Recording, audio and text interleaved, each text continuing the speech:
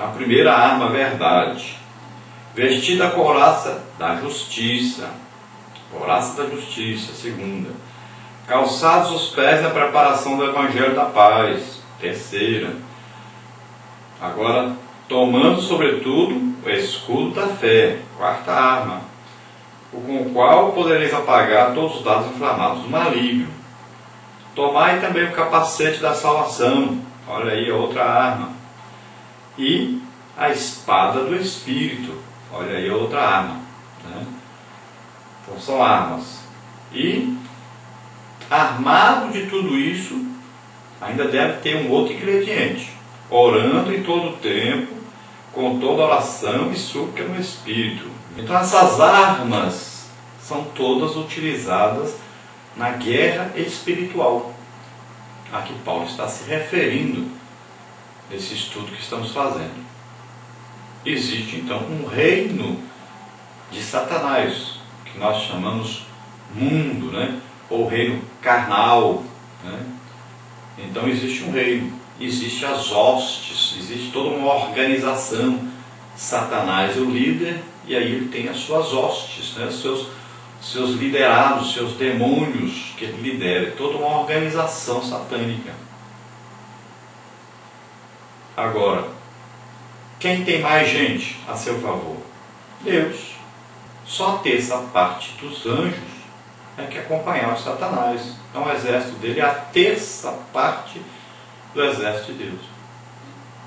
Além de Deus ter o controle sobre tudo, ser o criador de tudo, ter todo o poder, ele ainda tem um exército muito maior. Então, a guerra espiritual sempre é vencida por aquele que está em Cristo. Jesus não perde nenhuma batalha. Ele não precisava nem de ajuda de anjo nenhum. Ele é Deus. Todo o poder, ele disse, foi me dado no céu e na terra. Então ele pode vencer sozinho. Mas Deus colocou à nossa disposição o seu exército de anjos para lutar a nosso favor. Nós podemos lutar e vencer sempre todas as lutas contra o reino espiritual de Satanás. Então lembre-se disso. E não fique se sujeitando, não fique perdendo batalhas, como se você não tivesse um grande exército a seu favor, como se você não tivesse com o maior poder que existe na face da terra, que é o Espírito Santo morando dentro de nós. Jesus diz: eis que vos dou poder para pisar serpentes e escorpiões e sobre todo o poder do maligno. Vos dou autoridade, que é o assunto da lição, a autoridade espiritual.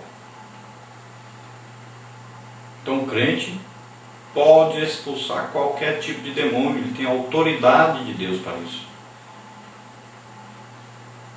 O crente tem autoridade sobre enfermidades, tem autoridades no reino espiritual, dada por Jesus. Portanto, ide e pregai o evangelho a toda a criatura. Quem crê e for batizado será salvo, porém quem não crê será condenado. E estes sinais acompanharão, seguirão os que crerem. Então, em meu nome falarão novas línguas, expulsarão demônios, se beberem alguma coisa mortífera não se causará dano, porão as mãos sobre os enfermos e serão curados. Então, tudo isso é um comissionamento e uma autoridade que Jesus dá aos seus discípulos. Você é discípulo de Cristo, então a autoridade para fazer a obra de Deus, a autoridade sobre o reino espiritual foi dada a nós. Portanto, façamos a obra de Deus. Um resumo das armas espirituais. Veja aí nessa figura da lição: capacete da salvação, cinto da verdade, calçados os pés na preparação do evangelho, couraça da justiça, escudo da fé e a espada do Espírito. Então essas são as armas espirituais a nosso dispor. Agora existe uma arma que não está citada aí, que é a principal arma do crente para vencer todas as batalhas. E a arma é o nome de Jesus Cristo. Sempre lembrando disso. Tudo em nome de Jesus.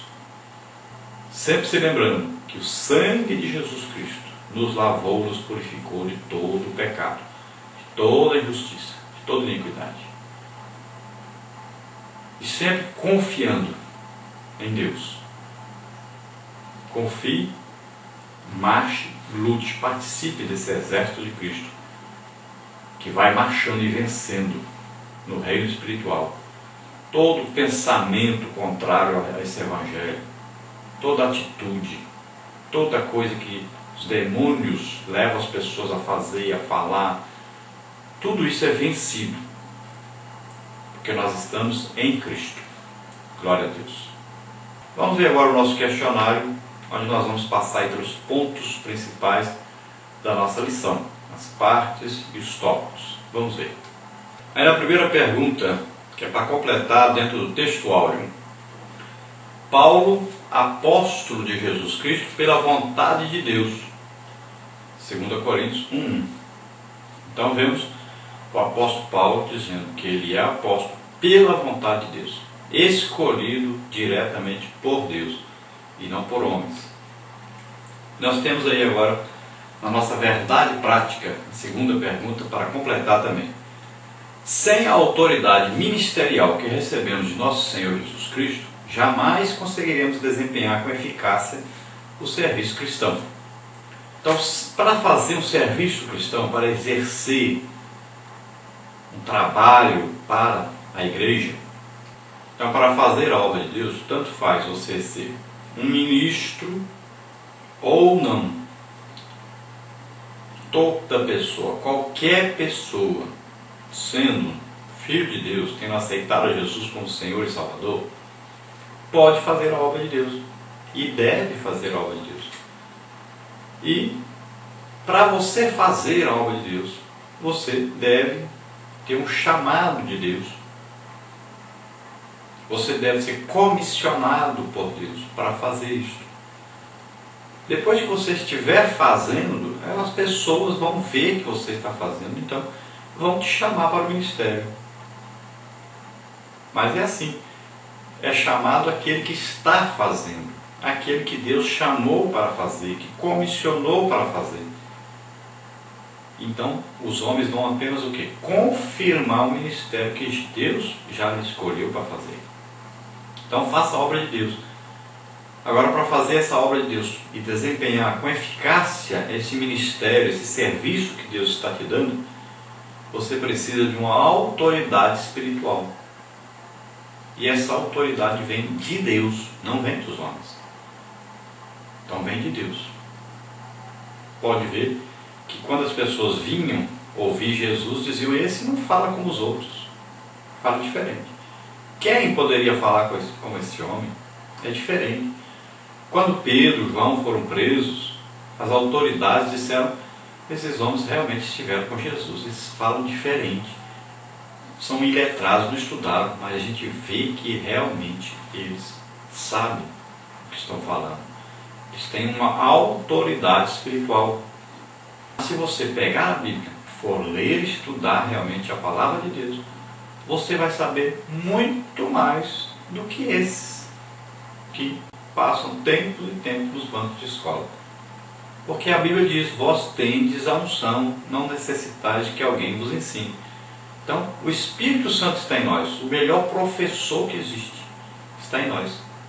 Assim como Pedro, João, os apóstolos foram presos e os sacerdotes viram que eles tinham uma sabedoria vinda de Deus e sabiam por quê? Porque estiveram com Jesus. Então, nós estamos com o Espírito Santo. E Jesus, quando foi para o céu, ele disse: olha, eu vou enviar outro Consolador, ele vos ensinará todas as coisas que eu vos tenho dito. Então o Espírito Santo nos ensina.